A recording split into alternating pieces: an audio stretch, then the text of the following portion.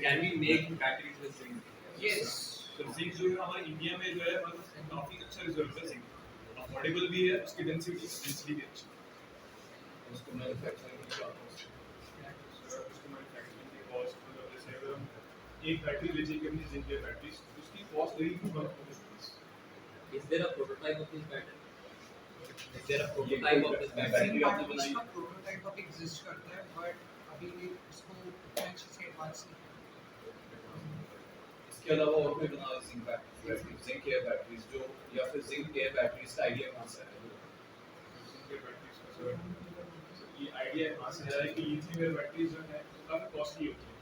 इसका हमारे पास रिजर्व नहीं है साइंस साइंस साइंस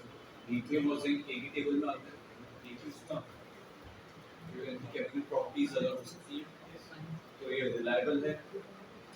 ये रिलायबल है बट ऑफ कोर्स इसकी लॉन्जेविटी ज़्यादा नहीं है हाँ बट स्टिल ये काम करता है बहुत सारी कंपनीज इसको Tested है? Yes. कौन से प्रोडक्ट में यूज हुआ कहाँ पे कौन सी कंट्री कौन सी कंपनी जिंक एयर बैटरीज पे काम कर रही है